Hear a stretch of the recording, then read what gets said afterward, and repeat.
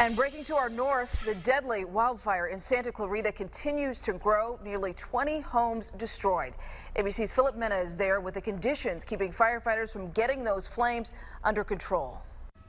And right now, CAL FIRE crews are fighting a small brush fire closer to home in Lakeside. That fire is burning about 8 acres off of Slaughterhouse Canyon Road and Highway 67. That's near the San Vicente Reservoir. Firefighters are battling the flames on the ground and the air. CAL FIRE says they have stopped that fire from spreading. It's not threatening any buildings. Now to breaking news out of Germany. An explosion has killed 1 person and injured at least 11 more. Investigators say that it appears the explosion was set off on purpose. It happened at a bar in the southern city of Ansbach. This comes just days after a shooting rampage that killed 9 people in Munich, Germany. Happening now, police are looking for the robbers who hit a 7-Eleven and a gas station in San Ysidro overnight. The first robbery was at the Arco on San Ysidro Boulevard just before 3 a.m. Police say 3 men demanded cash and cigars from the clerk and then ran off. Minutes later, a man matching the description of one of those robbers demanded cash from the clerk at 7-Eleven just up the street. Out of your voice, your vote, a bombshell on the eve of the Democratic convention. Party chair Debbie Wasserman Schultz announced that at the end of the week she will step down amid the growing controversy surrounding leaked emails from top party officials. WikiLeaks, the internet watchdog group, leaked 20,000 emails from 7 top DNC officials to back up Sanders' claim that the party put its thumb on the scale for Hillary Clinton. Sanders this morning repeating his call for Wasserman Schultz to resign.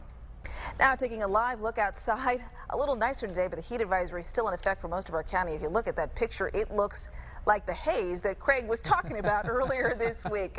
Craig is here now with hopefully some word on when we might see some cooling. Yeah. Meantime, the weekend-long festivities of Comic-Con now winding down. Downtown, though, still busy with thousands of people, including businesses who are thinking about the cleanup. 10 News reporter Jessica Chen is there with how one business situated right in the middle of it all is dealing with it. Oakland police are looking for a gunman who took a shot at a sergeant and missed. Police say that sergeant was responding to a call when she got in a crash with another car last night. After that crash, a man approached her and fired 1 shot, hitting her car. Police haven't said if that man was involved in the crash. The sergeant had to be taken to the hospital with unspecified injuries. Meantime, honoring fallen heroes, thousands gathered to honor Deputy Brad Garofalo. He was the 3rd officer gunned down in Baton Rouge last week. Also in Baton Rouge, local 911 dispatcher Christina Miller. She has given up her own time and money to fill in for other dispatchers as they mourn the sudden death of their colleagues. She also volunteered in Dallas after the police ambush there that killed 5 officers. Russian athletes will be allowed to compete at the Olympics in Rio. The International Olympic Committee made the decision not to ban Russian athletes this morning. The entire Russian athletics program is under fire after recent reports of doping across virtually all sports.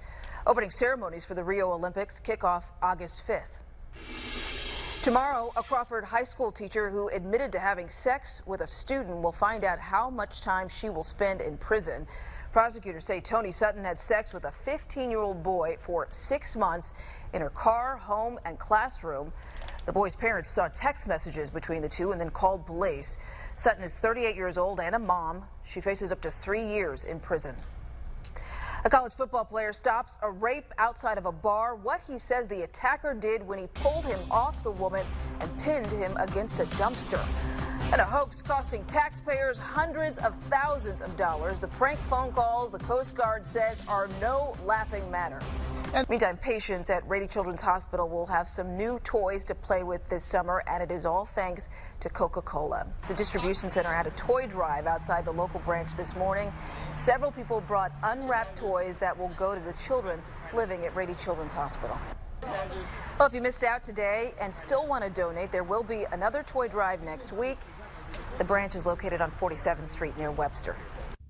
Weather Rate certified San Diego's most accurate forecast. This is 10 News Pinpoint Weather, sponsored by Dodge. Visit Dodge.com or your local dealer today.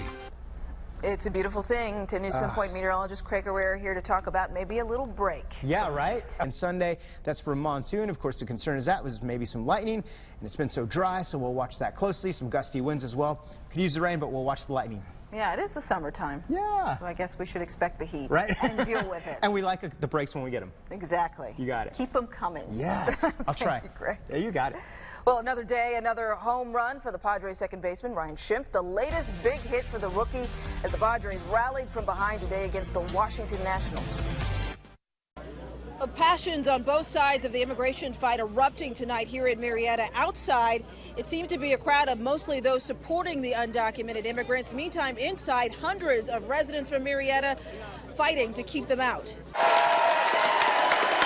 Designed as a meeting between local officials and Marietta residents, the 750-person room was at capacity and quickly boiling over. This is an invasion. Why is the National Guard not out there stopping them from coming in? Marietta Mayor Alan Long introduced a board of panelists that included experts from Border Patrol, ICE, and Public Health to answer questions, sometimes questions like these. Obama went to all those countries, Central America, Mexico, and invited them all in.